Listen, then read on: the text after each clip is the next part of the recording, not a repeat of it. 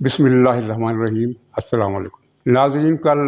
Peoples party के chairperson Bilawal Bhutto Zardari ने आज़ाद कश्मीर में जलसा करते हुए मुस्लिम लीग नून पर जिस तरह हमला किया है, उससे कुछ लोग ये पूछ रहे हैं कि बिलावल ने किस बात का गुस्सा निकाला है। बज़ाहिर तो उनका सवाल सही बनता है, क्योंकि ये गुस्से वाली बात है। जबकि उसी दिन आसिफ अली ज़रदारी जब इस्लामाबाद में हाई कोर्ट में पेश हुए तो उनसे तेज़ सवाल किए गए, लेकिन उन्होंने नवाज शरीफ पर कोई अटैक नहीं किया, बल्कि सिर्फ ये कहा, हल्का सा तर्ज किया कि नवाज शरीफ का डोमिसाइल मुझसे बेहतर है, यानी वो पंजाब के हैं। ये एक तर्ज, वो पुराना तर्ज है, वो दोहराते रहते हैं। और ये तर्ज दरअसल नवाज शरीफ पर नहीं है, बल्कि इस्टेब्लिशमेंट पर है, जिसके बारे में ये तासुर है कि वो छोटे सूबों के लीडरों को कतल माफ़ नहीं करती। जरदारी का ये तंज इसलिए अब बेमाने हो गया कि अब बड़े सूबे के लीडरों को भी माफ़ नहीं किया जा रहा। तो कहने की बात ये थी कि बिलावल ने जो हमला किया है उसका गुस्से से कोई ताल्लुक़ नहीं है, बल्कि वो उस प्लान बी की शुरुआत है, या यूँ कहिए कि उस प्लान बी पर अमल दरामद का दिबाचा बिलावल ने लिख दिया है, जिस पर अमल होना है और जिसका ताल्लुक अगले इलेक्शन से। और बिलावल ने दरअसल अपनी इंतखाबी मुहिम का आगाज़ किया है। इंतखाबी मुहिम से मुराद आज़ाद कश्मीर की इंतखाबी मुहिम नहीं, बल्कि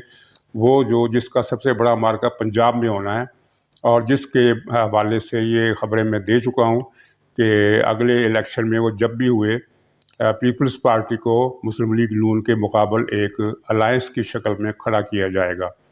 नाज़रीन, यहाँ मैं ये वाज़े कर दूँ कि जहाँ तक मेरी इतलात और मेरे अंदाज़े और तजज़िये का ताल्लुक़ है, तो अगले इलेक्शन में 2018 का रीप्ले होना मुमकिन नहीं है किसी भी सूरत में। न आलमी हालात इस बात की इजाज़त दे रहे हैं, न पाकिस्तान में वो हालात उस तरह के हैं,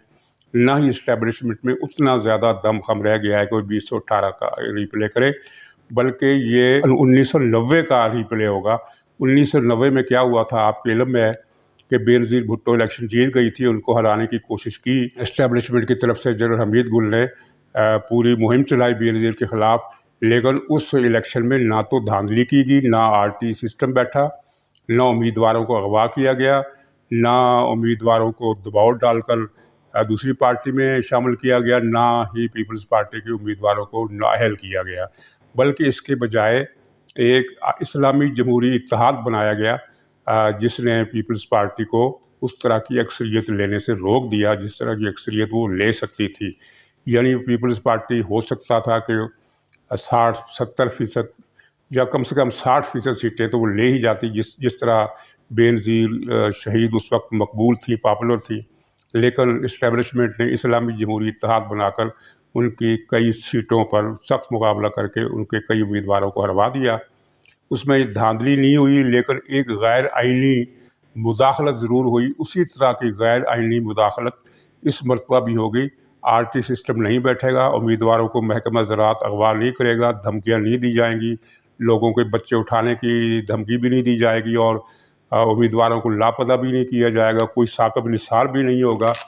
सिर्फ ये होगा कि मुस्लिम लीग नून का रास्ता रोकने के लिए पीपल्स पार्टी की क़यादत में एक नया इस्लामी जमहूरी इत्तेहाद कायम किया जाएगा। इस्लामी का लफ्ज़ से आप चौंकिए मत, ये इस्तारा मैंने इस्लामी जमहूरी इत्तेहाद का लिया, इस्लामी का नहीं। तो ये इत्तेहाद बनेगा, और बिलावल ज़रदारी को और आसिफ ज़रदारी को इस प्लान के बारे में बता दिया गया है पूरी तफसील के साथ कि जो कुछ करना है आपने अपने ज़ोरे बाजू से करना है। हम एक फ़ज़ा बनाने में आपकी मदद करेंगे। कुछ उम्मीदवार जो हमारे ज़ेर असर होते हैं, कुछ हल्के जो हमारे ज़ेर असर होते हैं, वो आपके साथ मिल जाएंगे। जहांगीर तरीन ग्रुप आपके साथ मिल जाएगा, PTI के और बहुत सारे लोग आपके साथ मिल जाएंगे। तो आपने टफ टाइम देकर पंजाब में मुस्लिम लीग नून की जीत कमज़ोर करनी है। ये नहीं कि मुस्लिम लीग को जीतने नहीं देना, बल्कि उसकी जीत कमज़ोर करनी है। और सिंध में पीपल्स पार्टी तकरीबन अक्सरियत ले जाएगी, तो सिंध की अक्सरियत की बुनियाद पर और पंजाब में वो जो हिस्सा लेगी इस मंसूबे के मुताबिक, और फिर उसके बाद पख्तूनख्वा और बलूचिस्तान में बाप पार्टी, संजरानी जैसे लोग हमेशा दस्तयाब रहते हैं इस्टेब्लिशमेंट को, वो लोग पीपल्स पार्टी के साथ मिल जाएंगे इस नए इस्लामी जमहूरी इत्तेहाद में,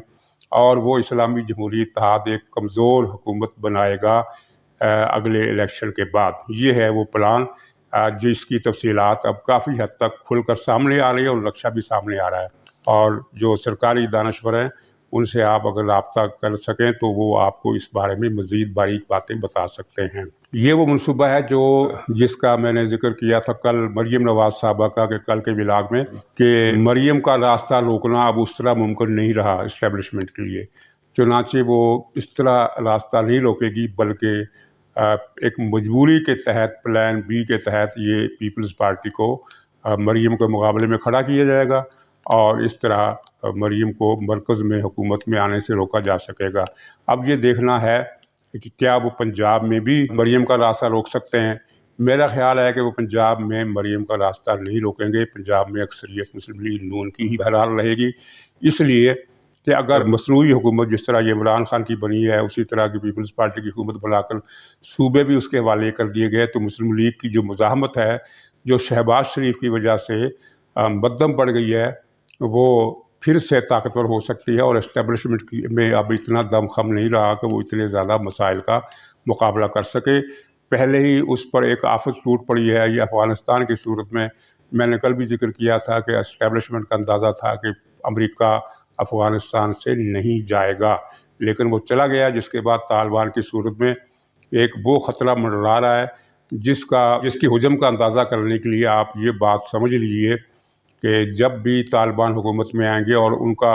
اقتدار مستحکم ہو جائے گا تو وہ ڈیورنڈ لائن کا مسئلہ اٹھائیں گے، اور یہ پاکستان کی سلامتی کا سوال ہے،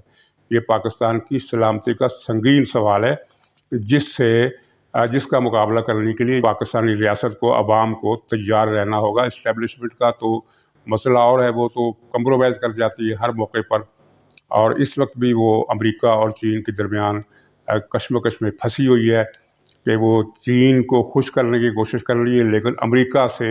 کی اطاعت، امریکہ کی کامل اطاعت کا جوا اپنے گلے سے نہیں نکالنا چاہتی۔ وہ اشاروں میں بات کروں گا کہ افغانستان کے حوالے سے امریکہ کو جو کچھ چاہیے تھا وہ بڑی حد تک اسے مل چکا ہے، اور جو کچھ نہیں ملا وہ اگلے 2-4 ملاقاتوں رابطوں کے بعد وہ بھی مل جائے گا۔ یہ تو عقل کے خلاف بات ہے کہ امریکہ کی کسی بات کا ہم انکار کریں۔ بہرحال بات کسی اور طرف نکل گئی، تو پنجاب میں جو مزاحمت تیز ہو رہی ہے، اگر شہباز شریف جیل ہی میں رہتے تو یہ مزاحمت کا پارا اس وقت اتنا زیادہ ہو جانا تھا کہ کافی مشکلات عمران خان کی حکومت کو بھی پیش آتی، اور ریاست کو بھی، ریاستی اداروں کو بھی، لیکن شہباز شریف کا یہ احسان ہے عمران خان پر اور ریاستی اداروں پر بھی کہ انہوں نے مسلم لیگ نون کی مزاحمت کو ایک مرتبہ تو ہوا کر دیا، ختم کر دیا، یہاں تک کہ بلاول بھٹو کو آزاد کشمیر میں یہ تانا دینے کا موقع ملا کہ کل جو لوگ مزاحمت کی باتیں کرتے تھے اب وہ پاؤں پکڑنے کی باتیں کر رہے ہیں۔ پاؤں پکڑنے کی بات صرف شہباز شریف نے کی ہے، لیکن وہ پورے مسلم لیگ کے گلے میں پڑ گئی ہے۔ تو بلاول کی تقریر کا جو پوسٹ مارٹم میں نے کیا ہے وہ یہی ہے کہ دراصل انہوں نے جو انتخابی مہم پنجاب میں چلنی ہے اس کا دیباچہ آزاد کشمیر میں انہوں نے لکھ دیا ہے۔ ناظرین، دیگر صورتحال یہ ہے کہ طالبان نے افغانستان کا وہ کاریڈور بھی فتح کر لیا ہے۔ فتح کرنے کے بجائے یہ دوسرا مناسب لفظ استعمال کرنا ٹھیک رہے گا کہ انہوں نے ایک بندوبست اس طرح سے کیا، وہاں کی اسماعیلی برادری سے مل کر، باغ خان کی پٹی بہت کم آباد ہے اور بہت تھوڑے لوگ ہیں، بہت چھوٹا رقبہ ہے، وہاں پر انہوں نے اسماعیلی برادری سے مل کر اپنا کنٹرول قائم کر لیا ہے، اور اس کنٹرول کی اہمیت، معنویت یہ ہے کہ گزشتہ دور میں جب طالبان نے پورا افغانستان فتح کر لیا تھا تو شمالی علاقہ فتح نہیں ہو سکا تھا، اور یہ واغ خان کی پٹی بھی طالبان کے قبضے میں نہیں آئی تھی۔ اور واغ خان کی پٹی کی اہمیت یہ ہے کہ یہ صرف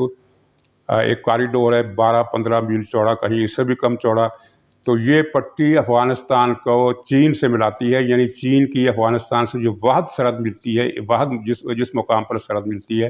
وہ واغ خان کی پٹی، اور یہ سرحد جو ہے یہ بھی 15-20 میل سے زیادہ لمبی نہیں ہے، لیکن چین نے اس سرحد کو بند کر دیا ہے کیونکہ چین کو اندیشہ ہے کہ طالبان کا جب کنٹرول مستحکم ہوگا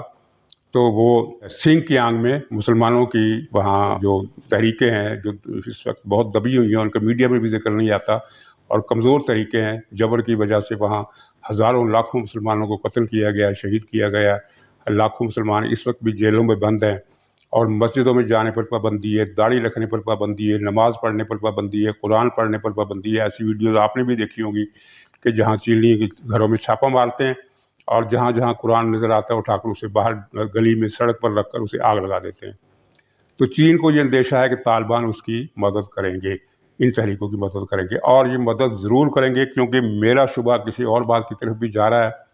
وہ یہ ہے کہ امریکہ شاید خود چاہتا ہے کہ افغانستان پر طالبان کا قبضہ ہو،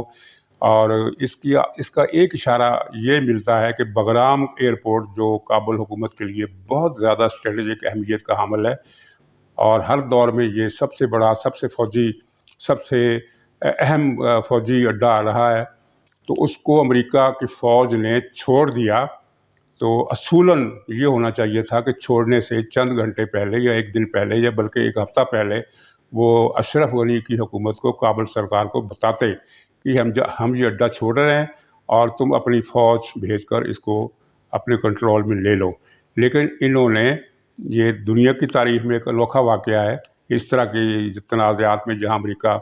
ملوث ہوتا ہے وہاں امریکہ نے یہ بگرام ایئرپورٹ چھوڑا اور اشرف غنی سرکار کو بالکل کوئی اطلاع نہیں دی، بلکہ جب وہ چھوڑ کر اس کے فوجی کابل پہنچ گئے ہیں تب اشرف غنی کو بتایا گیا کہ ہم نے بگرام ایئرپورٹ خالی کر دیا۔ یہ اشرف غنی لا علم رہے۔